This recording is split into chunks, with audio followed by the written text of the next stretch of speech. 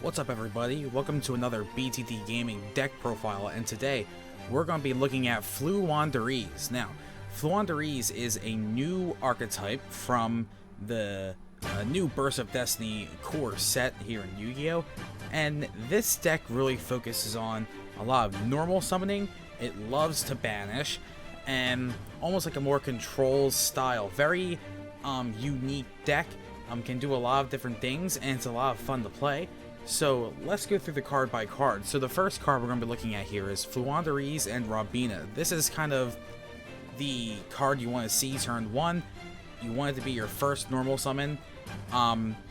What's great about this is that it can search, and also has effects from the banish pile as well. So you would want to use Robina to search this next card. We have Floowandereeze and Eglin. Card where, well, first of all, the thing about Floowandereeze is if you normal summon this card, it gives you another normal summon. So you would summon Floowandereeze, then it would let you normal summon Floowandereeze Eglin. Now, this will let you search another wind monster, I do believe, and you can search. You have a couple different options to search, but we're gonna get to that in a second. Next, we have Floowandereeze and Impermanence. This is kind of like one of the more boss type monsters that you can play. One of the combos, if you want to call it that, in this deck is normal summon Robina, then search for Eglin, normal summon Eglin, then search Impermanence, tribute Robina, tribute Eglin to summon Impermanence, and then what Robina and Eglin does is that from the banish pile, they can go back to your hand, which is really, really cool. Impermanence is a really awesome monster as well. Next card we have Floowandereeze and Snowl, Floowandereeze and Stree, and Floowandereeze and Tokan. So, while these cards are nice, again, if you normal summon a Floowandereeze monster and resolve its effect, it gives you another normal summon, and a lot of these cards have a lot of good search effects as well. We also have Dimension Shifter. Good quick effect, especially if you're going turn 2. Where your opponent banishes monsters. This deck loves to stall your opponent and stop your opponent from making good plays from the graveyard or special summoning, and Dimension Shifter is part of that. We have Ash Blossom, solid hand trap here. You can also use Joel and Lockbird depending on your matchup. We have Dogmatic Ecclesia with Dogmatic Punishment for this nice little Dogmatic engine here. Just another good form of removal in the deck, and it can also thin out the deck as well. Next we have Rise of the Mega Monarch. So this is kind of another one of the boss monsters in this deck. It is searchable off of the Floowandereeze effects, where you can add this card from the deck to your hand because he is a winged beast monster. He can get to your hand very easily, and you can also get him out very easily when you get another normal summon.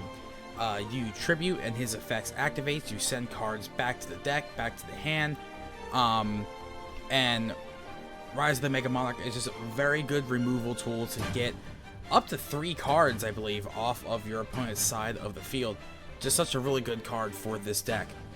Next we have Barrier Statue of the Stormwinds. Now this is an older card. Again, because it's a winged beast monster, it is searchable off of Floowandereeze effects. And essentially this acts as a floodgate, so neither player can special summon monsters except for wind monsters. Luckily for us, this deck is mostly wind monsters, and we're not special summoning anyway most of the time. So Barrier Statue of the Stormwinds is a great floodgate in this deck.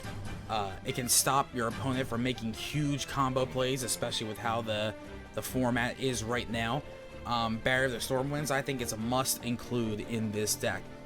We also have Mist Valley Apex Avian. Again, it synergizes well with the deck because it's a winged beast. It's just another form of negation that you can use. Next we have Floowandereeze the Magnificent Map. So I only have 2 of these just because this is based on the cards I do own. I don't have a third one. So this is a really cool field spell, and this is probably one of the best cards in the actual deck. It reads, during your main phase, you can reveal 1 level Floowandereeze monster in your hand and banish 1 with a different name from your deck. Then immediately after this effect dissolves, normal summon the revealed monster. if your opponent normal summons a monster, immediately after this effect resolves, you can normal summon a Floowandereeze monster. You can only use each effective Floowandereeze and Magnificent Map once per turn. So what's cool about this card is, and just like with how a lot of the Floowandereeze monsters work, is that you can make plays on your opponent's turn as well. So first of all, if you don't have that all your pieces in your hand, you can use this field spell to send one of the Floowandereeze monsters. You normal summon one of the monsters to activate their effects, and you can also activate the Floowandereeze cards from the banish pile as well. And this effect also triggers on your opponent's turn, where it allows you to normal summon, which means if you're normal summoning a card like Rabina off of this card on your opponent's turn, you can kind of combo off and make things happen, as in maybe even get a Mega Monarch out there on their turn and clear their board before they can make any huge plays, or you get a barrier statue of the Stormwinds out there on their turn so they can't special summon anymore. This is just such a great card in this deck. It's such a great inclusion. It's a mandatory card in this deck. And yeah, this really allows you to make big plays on your turn and on your opponent's turn. Next we have Floowandereeze, the Unexplored Winds. This card can be used for draw power, which is really good. And it also reads up to 2 Wing Beast monsters and place them on the bottom of your deck in any order, then draw cards equal to the number of cards placed.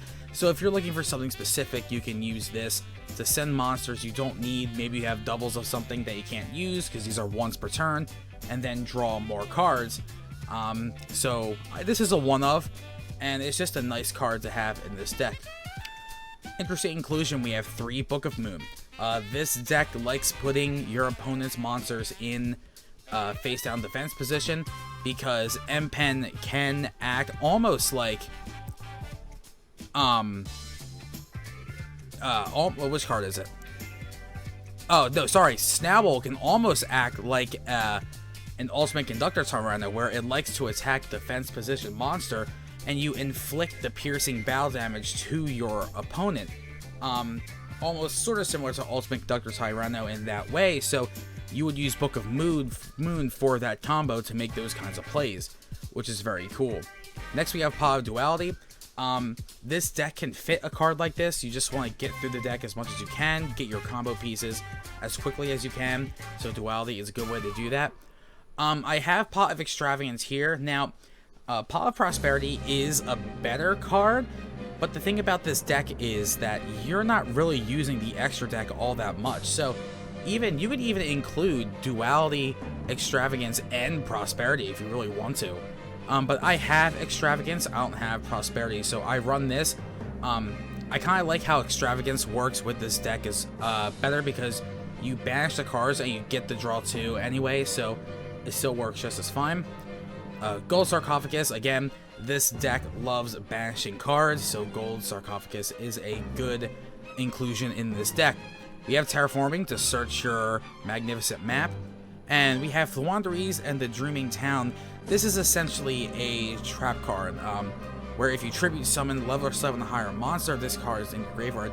You can banish this card, change all monsters your opponent controls to face down defense position. Again, works very well with cards like Snowl. More hand traps, we have Infinite Impermanence. Again, if you want to swap this out with a Droll Lockbird, I just like how Infinite Impermanence is very... it can just stop your opponent's turn. And then we, like you said, we have Dogmatic Punishment. Works very well with Ecclesia, and obviously you send Elder Entity Entis to pop some opponent monsters. The extra deck, again, it's not that important. You can make plays. Now, Elder Entity and Ash Dragon are both for the Dogmatica plays, so those are the biggest uses of the extra deck you're getting. We have the Rail Cannons in here. Again, if it comes up, maybe it can happen. Same thing with Fuko and Assemble Nightingale. With Zeus, if you're able to make these happen, and they're not getting in the way of your Floowandereeze plays, it's just a nice package to have just in case you need it. Same thing with Tri Brigade. it's a beast and it works with winged beast monsters. Nightmare Phoenix and Unicorn, just for removal. Link Karibo, again, because we have level 1 monsters. Same thing with Relinquish Anima. And then Borosaur Dragon, if you're in a position to make a final lethal push. In our extra deck, we have Nibiru. Nibiru seeing a lot of play. It could work well with this deck, depending on the matchup. Same thing with Alpha, the Master of Beast. Pankratops, good going second card, also good for removal. Right now, I have Droll and Lockbird in the extra deck, but you can swap things out, maybe a Dimension Shifter, maybe Impermanence or Ash, to put this in there, depending on the matchup. If you're going up against like Tritron or something. Called by the Grave, again, another card where maybe you can swap out this Trap, or swap out Gold Sark, or swap out an Impermanence, just to have that to protect yourself from hand traps getting in the way of your plays. Harpy's Feather Duster, Raigeki, just, yeah, great cards. Triple Tactics Talent, we have a lot of draw power in there, but if you feel like you need more, that's not a bad inclusion. Floowandereeze and the Scary Sea, it negates a summon. Again, depending on the matchup, it's not great as a main deck card. Maybe that'll change, but we'll see. Evilly Matched for going second. Anti-Spell Fragrance as another Floodgate. Obviously, that could get in the way of some of your plays, depending on what your board state is. You're not fully reliant on spells in this deck. You're more fully reliant on normal summoning, but it's still good to use your Book of Moons and your Field Spell to make those plays. And also we have Solemn Strike, which is just a great negate card. So this is the deck profile, very early deck profile, by the way. We'll see what this deck develops into as time goes on, as it gets more support. It's one of my favorite decks to come out of Burst of Destiny. Is it the best deck to come out of Burst of Destiny? No, that goes to Sword Soul right now, but I think this deck has a lot of potential and has some very anti-meta qualities to it. So, this was my deck profile for Floowandereeze. It's a fun deck to pick up. It's not the most expensive deck in the world either. The most expensive cards are probably Ecclesia. Monarch is like a $50 card. That's really the one big expensive card. Extravagance, obviously, but it's had reprints. And Map right now is about $5. So, it's not the most expensive deck in the world. I don't think it's like a ripoff to buy this deck. So, it's really fun to play. I'm really excited to see where this deck goes from here. So, this was another BTD Gaming deck profile, and I'll see you on the next one. Later.